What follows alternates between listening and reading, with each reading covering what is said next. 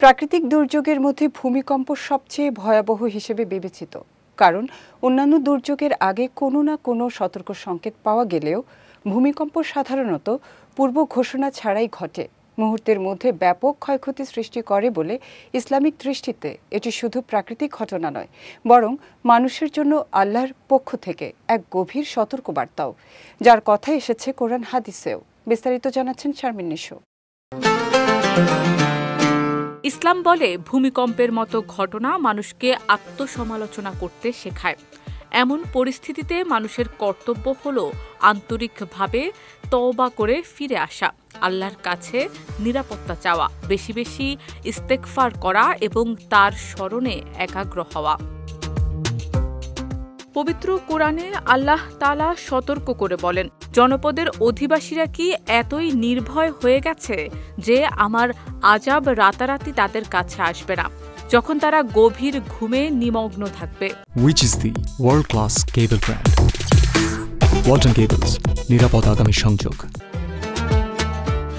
আরেক স্থানে ইরশাদ হয়েছে, তোমাদের উপর যত বিপদ আসে তা তোমাদের নিজেদের কর্মফলের কারণে, আর আল্লাহ তোমাদের অনেক অপরাধ ক্ষমা করে দেন।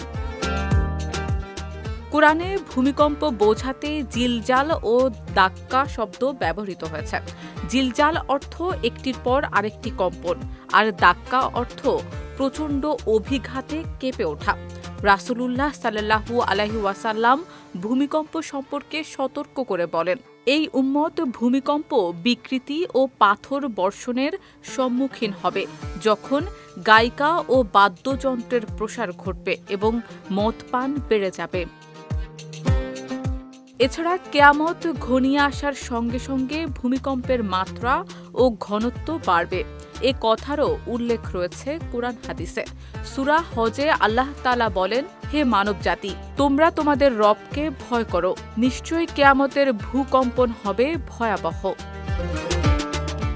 হাদিসে আরও বলা হয়েছে, সমাজে যখন অবৈধ সম্পদের বিস্তার, আমানতের খেয়ানত, জাকাতকে জরিমানা মনে করা, ধর্মহীন শিক্ষা, আত্মীয়তার সম্পর্ক ছিন্ন করা, মসজিদে অশালীন আচরণ এবং অযোগ্য লোকদের নেতৃত্ব দানের প্রবণতা দেখা দেয়, তখন আল্লাহর পক্ষ থেকে বিভিন্ন বিপদ আপদ নেমে আসে। ইতিহাস সাক্ষ্য দেয়, অনেক জাতি এরূপ গজবের মাধ্যমে ধ্বংস হয়ে গেছে।